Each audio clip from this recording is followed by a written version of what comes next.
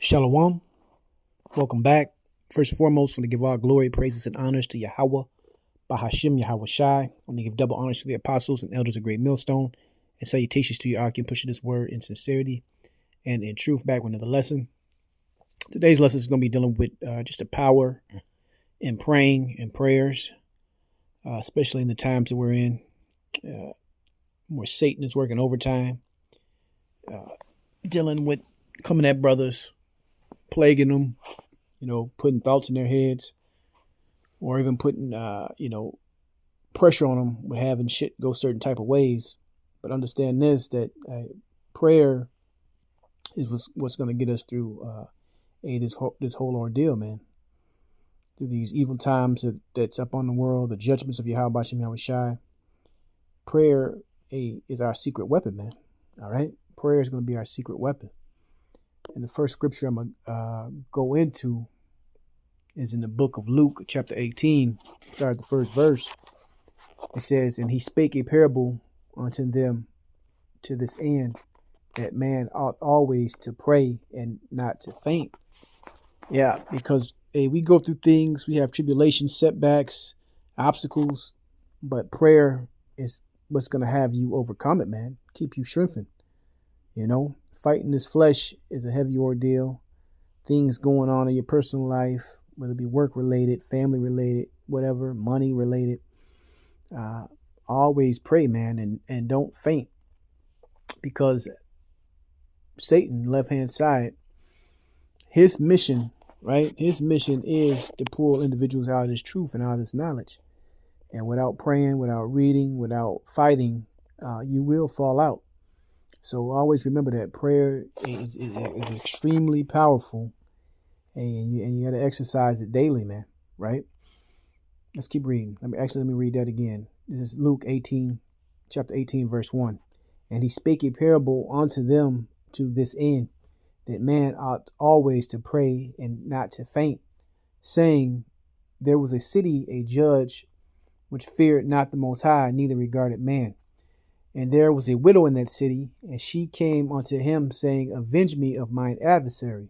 And he would not for a while, but afterwards he said within himself, Though I fear not the Most High, not regard man, yet because this widow troubleth me, I will avenge her, lest by her continual coming she weary me." All right. "And the Lord said, Hear what the unjust judge saith. And shall not the Most High avenge his own elect, which cry day and night unto him, though he bear long with them?" Right? And another scripture just popped into my head by reading this. I'm going to quote it.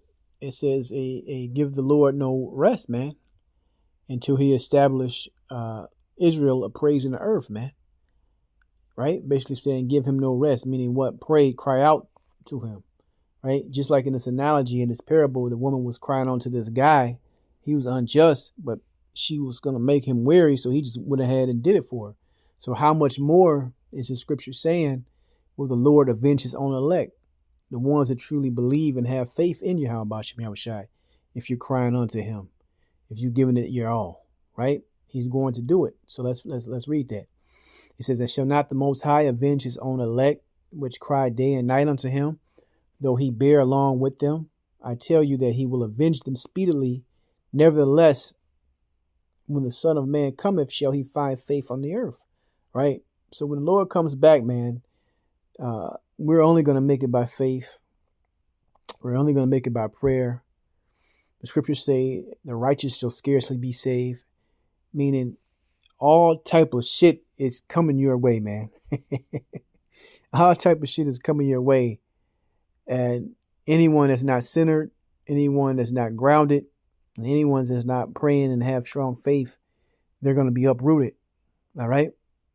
So will there be faithful left? Of course, there's going to be faithful left when the Lord returns, because someone has to be the elect, and it's prophesied they're going to be saved. Right. So from there, let's go into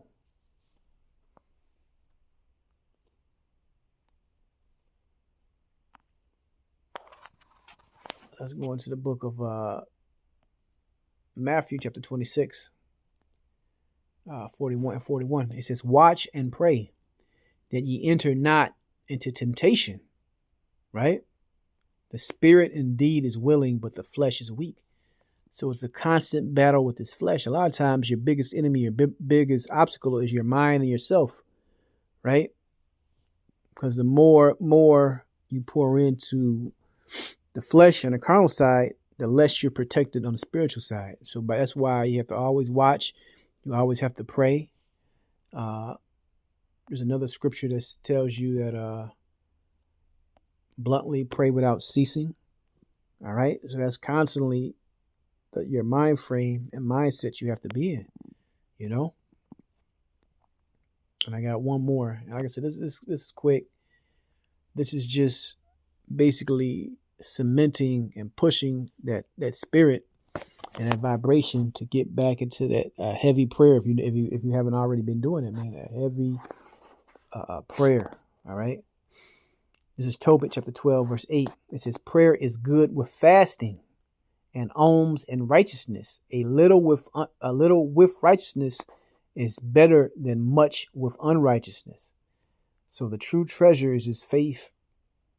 The true treasure is even having the will and the want to pray, right? Which is a spirit that's given by Yahweh Shem Yahweh Shai. Because once that's taken off of you and you're open up to anything and everything, right? It says a little with righteousness is better than much with unrighteousness. It is better to give alms than to lay up gold, right? So you got to understand that giving, all right, it's better to give than receive. Giving to the brotherhood, giving to people that have faith, always praying, fasting, being in the spirit is much more than having abundance or collecting for this sake FRNs, man, right? This fake so-called money we got now, man. This fiat, all right? But I just want to bring this lesson out because, hey, the time we're in, man, heavy demons, heavy spirits, heavy judgments are in the air and they're being pushed in every direction, man. Depression, going through shit. And the only thing to overcome it, our power source, is this word, is these prayers, is this faith. All right? So that's the point. I want to give all glory, praises, and honors to Yahweh, Ba'ashem Yahweh Shai. Shalom the next time.